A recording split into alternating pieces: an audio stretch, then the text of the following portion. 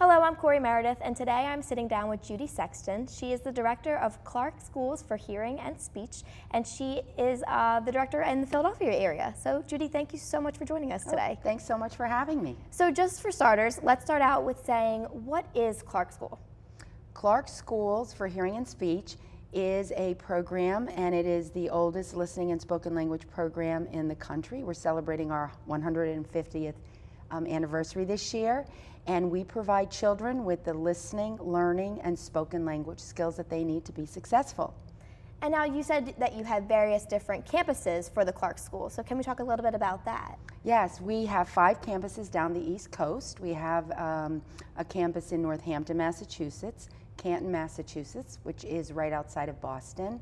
We have a campus in Manhattan, a campus in Jacksonville, Florida, and we're actually the baby of the family. We've been here since 2000. And you're on LaSalle's campus, actually, which is amazing. And we are very proudly on the campus of LaSalle University. Yeah, and then before the interview, you were telling me a little bit about how some of your teachers, they go international. That's awesome. So what about that? So the work that we do, our professionals have a background knowledge, expertise, and skill set in what we call listening and spoken language. So families who want their children to develop spoken language skills so that they move into their neighborhood schools, their churches, their synagogues, their community in general, they would choose a program like Clarke. But there are some areas, there's some states, there's some countries that don't have professionals with that skill set. And so Clarke is a resource. So some of our staff have not only done work in other states with other schools, but have also done work internationally. We have, one of our staff has gone to Ecuador, to Vietnam, and has spent time there. So it's a really exciting time in the field of deaf education. Yeah, it seems like it's definitely growing too and advancing. And we were talking a little bit about the hearing aid that the children wear and what that can actually do to them. And it doesn't actually, you put it on, it's not like glasses you were saying where you can automatically see. It's not that they put this hearing aid in and they can automatically hear, but it's a brain function. Absolutely, and that's perfectly how you stated that. Because with the technology, the children are actually hearing with their brain and not with their ears. So if we go back several years ago, 20, 30 years ago, the technology options were limiting. Mm-hmm. And so the technology today has changed the face of deaf education. So we went from analog hearing aids that amplified everything. Today we have digital hearing aids that can be adjusted to meet the needs of a child who is hard of hearing. Mm-hmm. If a child is deaf, has a severe to profound loss, they can be a cochlear implant candidate. And so the technology today allows those children to move into their neighborhood schools. Our goal is by kindergarten, but many of our children are moving in before that, into their neighborhood preschools. Wow. So how do the teachers at Clarke School help the students be able to use this device and help them to advance their speech, because they are hard of hearing? Right, and the key are the families. And what we have across the United States is we have what's called newborn screening. Mm-hmm. And so in most of our states now, it's mandatory that when a child is born within 24 hours of birth, they receive a hearing test. And if they don't pass the hearing test, they go for a follow-up, and it's at that second follow-up which that hearing loss would be identified. So the model is a 1-3-6 model, is that they would be identified by 1 month, amplified by 3 months, and in early intervention by 6 months.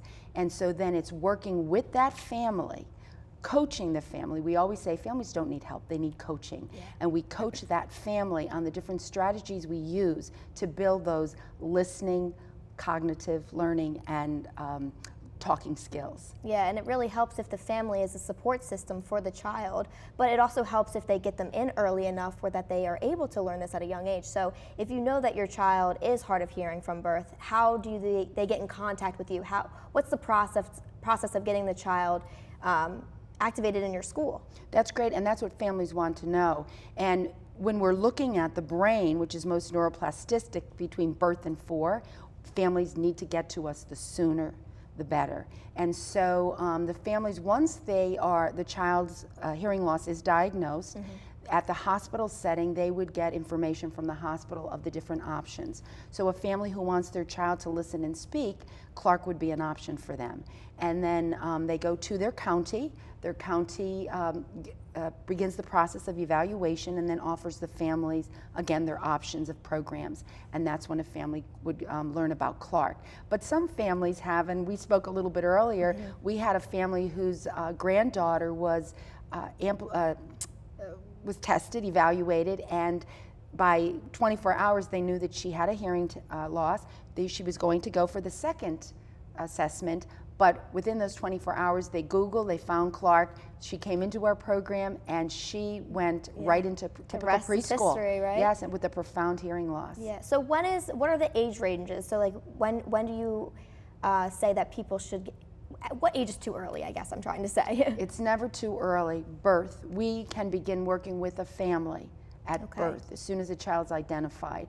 And so our program, we have a birth to 3 program, and that's when we work with families, grandparents, aunts, uncles in the natural environment, which would be the home, the daycare.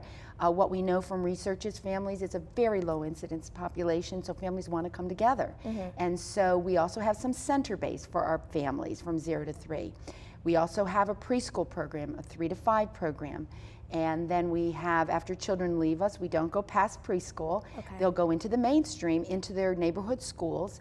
And we also provide itinerant mainstream teacher of the deaf services. It might be once a week, it might be 4 times a year, supporting the general ed staff so that children have access to the language and vocabulary of the curriculum. And now how does it feel to not only be part of this program, but for the Clarke School in general to be able to help these children who are born with hard of hearing or even deaf and gave them the ability to communicate?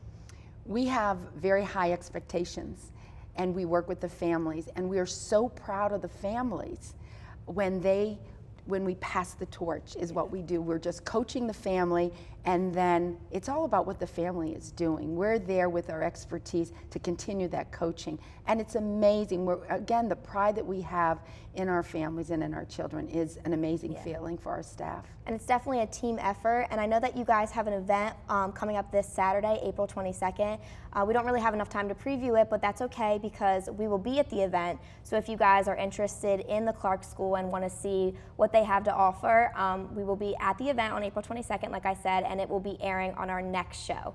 So that's all the time that we have for today. Thank you, Judy, so much for coming. Thank you very much. The Clarke School sounds amazing, and I'm so excited to learn more about it. And we'll be right back after this commercial break.